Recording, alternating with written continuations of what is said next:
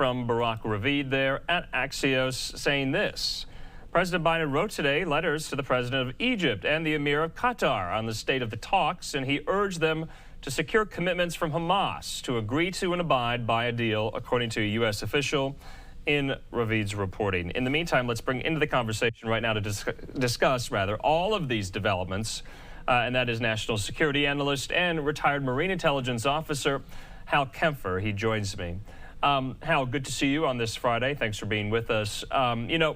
Let's get into the report. Israel released kind of their after-action report about what exactly happened in this strike on this aid convoy operated by World Central Kitchen, founded by celebrity chef Jose Andres. It killed 7 aid workers. Hal, are you satisfied with the report by Israel, or do you think there are still missing gaps, so to speak? Andrew, I think they're going to have to do a little bit more exhaustive investigation. I also think that Israel at this point probably needs to bring in a neutral third party to evaluate this. The report that came out reminds me more of a preliminary inquiry. That's the investigation you do right up front, where you take a look at it so you can at least get some points to make a decision with. I don't know if this is a truly comprehensive investigation. That was a really fast turnaround. On the other hand, there may not be that much that they had to investigate. The core details, the core facts may have already been established, and they had enough to work with. You know, they relieved the fire support coordinator that was responsible for the mission. They relieved the chief of staff. They have not relieved some others on the staff that I thought might have been relieved, and I don't know why. And then they did letters of reprimand up the chain of command, very high.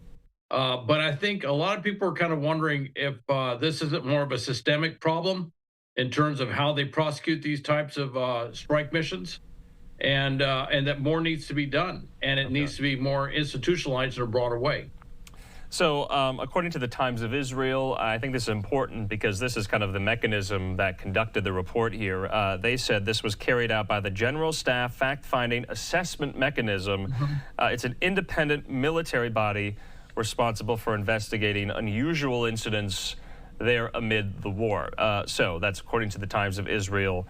They're just going a little more into who exactly was relieved of command and/or kind of put on leave, so to speak, as well. Now, Lieutenant General of the IDF, the Chief of Staff there, Herzi Halevi, he issued this. He ordered the removal of Reserve Colonel Noshi Mendel. He's the Chief of Staff of the Nahal Infantry Brigade and the brigade's Firepower Coordination Officer, who holds the rank of Major. So I just wanted to kind of detail who these individuals are, put a name to the face, so to speak. But to that point, and I just want to make it clear, and maybe you can help us, if a third party or some type of international body were to come in and also conduct their own investigation alongside Israel, would you be satisfied? Are you confident that they can do that objectively, knowing that Israel is right now facing just a glutton of world opinion against it for its prosecution of this war? I think whatever they do, it's going to be very controversial, even picking who would be on that. Okay. I don't know if the United Nations, at this point, the United Nations standing in Israel is pretty low. So I don't know that the Israeli public, certainly not Netanyahu, would trust them. I could see something where maybe select representatives from perhaps NATO or the European Union nations, the United States, and maybe one of our Asian allies somewhere in the Pacific, maybe they could put together some sort of group that would come in and do an independent review, and that might help with the with world opinion. Certainly, and to put the stamp on it of a more neutral party taking a look at what's going on. Even though, and I'm not certainly casting any dispersions against the body that looked at it. That's kind of like the Inspector General process that we have in the United States. It's not that distant from what that is. And they look at extraordinary events. I just have to tell you that there's so much feeling around the world that Israel has not been prosecuting this war the way they should. that I think they do need that more objective outside third party look at this particular instance, particularly considering the which NGO was hit and the connections that the NGO and of course its founder around the world. I mean, there's some very personal feelings about this, and then comment with President Biden. You know, he feels very strongly. I mean, he visited the WCK kitchen when he went to Ukraine. This is not something that he's some distant thing. He knows this personally. He knows Jose personally, very close. You know, I don't know if they're friends, but they know each other. And so this is something that he feels strongly. Of course, they spoke on the phone as well in the immediate aftermath of the strike. You know, Hal, I wanted to ask, too, let's focus now on Israeli-U.S. relations. Biden yesterday called for an immediate ceasefire in Gaza. The CIA director, Bill Burns, is going to Cairo yet for more negotiations with Hamas, with Qatar, with Egypt, with the U.S., with Israel. And we can talk about whether or not anything will come of that. There's been some reports that Hamas has rejected what has been put forth on the table. But are criticisms from many in the pro-Israel camp that President Biden is asking a lot of Israel, and he's not asking that much of Hamas. Are those valid? Well, they're valid to a certain extent.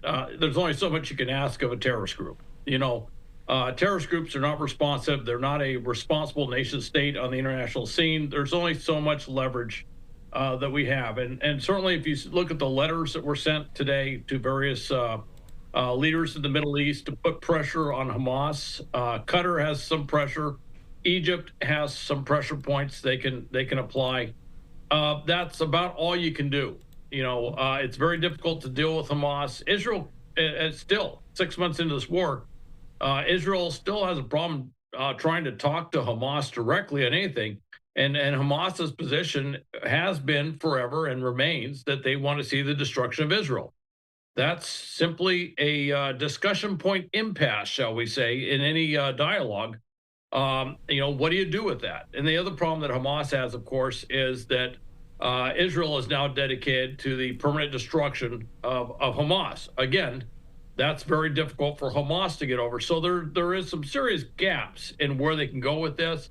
But if they put enough pressure points on all sides, possibly they can meet something for a temporary ceasefire, at least time enough to get some of those hostages out and to really flow in at an exponential rate the aid that needs to get in there to stave off famine and deal with, and largely mitigate the suffering and the deprivation that's taking place throughout the Gaza Strip.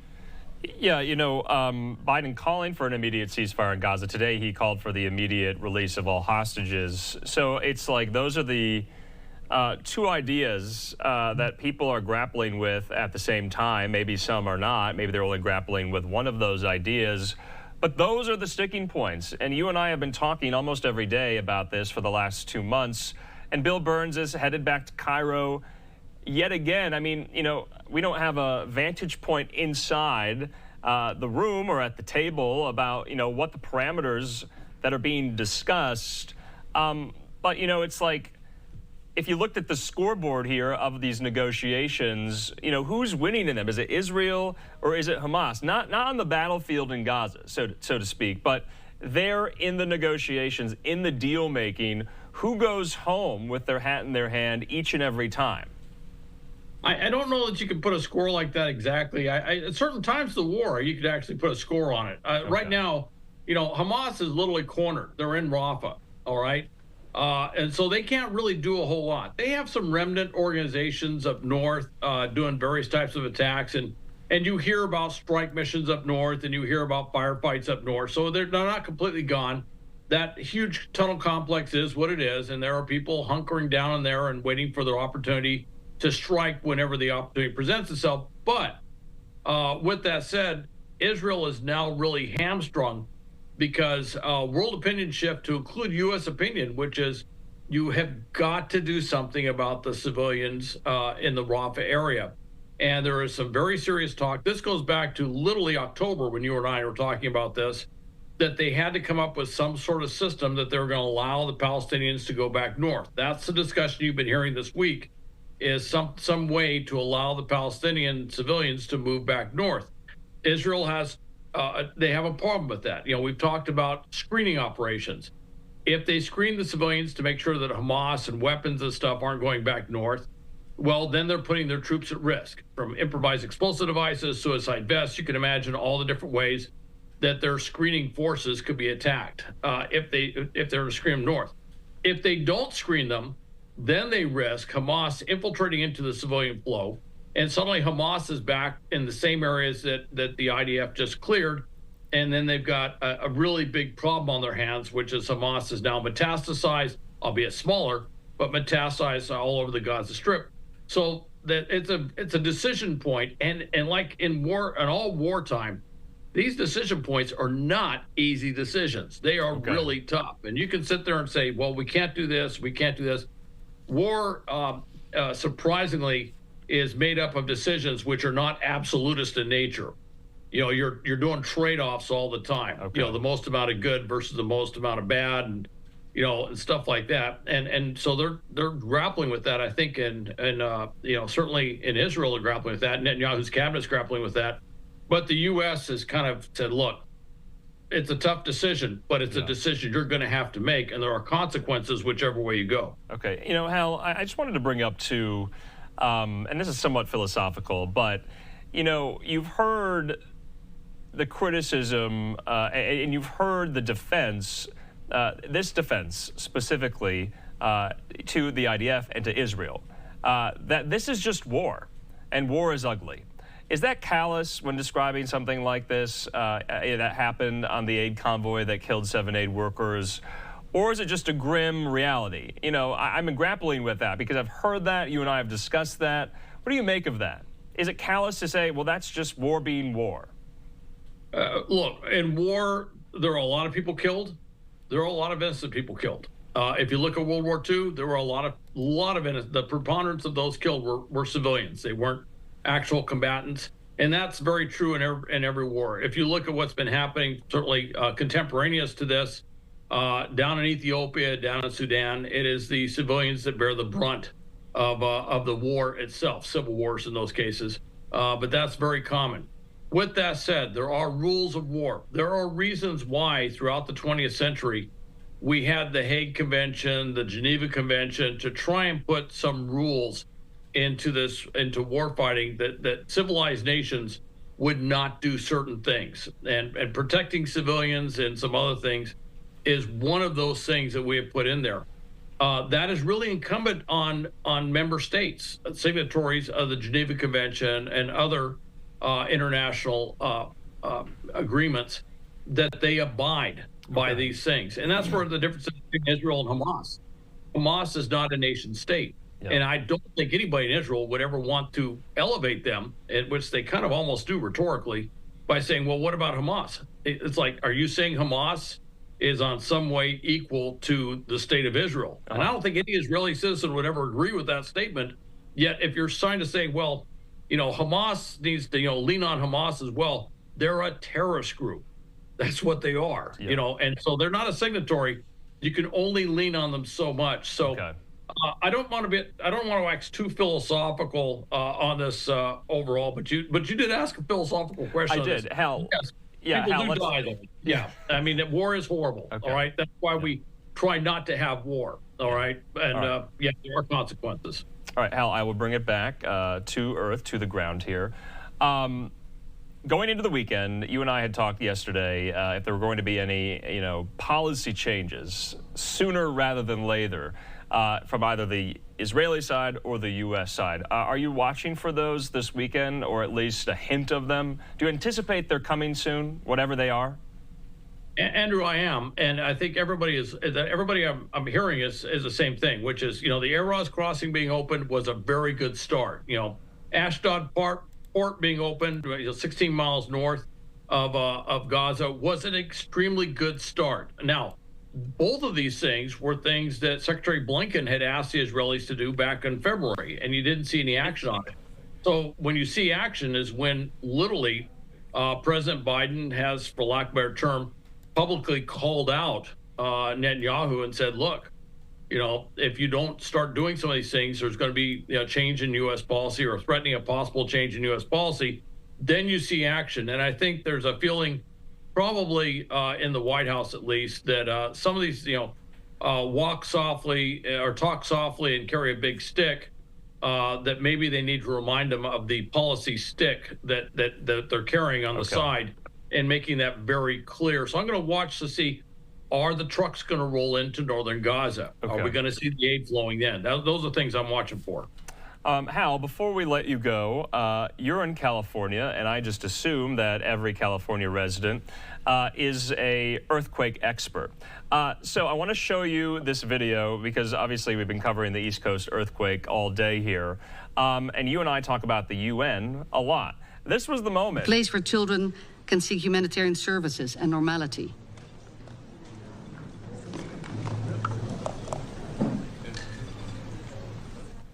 Okay, Hal, that was the moment in the UN Security Council today where many of the representatives seated in the room felt the shaking. Briefly, we're going to play it yet again here. Let's watch.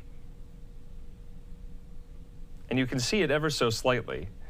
So, Hal, an earthquake, even representatives at the UN can feel it here. Your final thoughts as a Californian yourself, and if you have felt an earthquake before, what did you make of all of the kind of East Coast preening, so to speak? Well, I've felt a lot of earthquakes in my life. I may have even talked in the news about some earthquake stuff. And of course, I've worked earthquake preparedness along with disaster preparedness in uniform and out of uniform. So I'm very familiar with the subject. And now they got a 4.8 earthquake. And I don't want to channel or paraphrase Crocodile Dundee, but you call that an earthquake, a 4.8? I'm sorry. By California standards, we don't really get too excited by that. In fact, even our furniture doesn't get excited. Nothing falls off the shelves because shelves say, I'm not going to fall off for a 4.8. All right. We're used to bigger earthquakes here. But honestly, we get fours, and we feel that. And and if you're in New York where there's hardly ever earthquakes, that would be a big deal. Here, it would be 2. All right. Hal, we'll leave it at that. Thanks so much. Have a good weekend. All right. Thank you, Ed.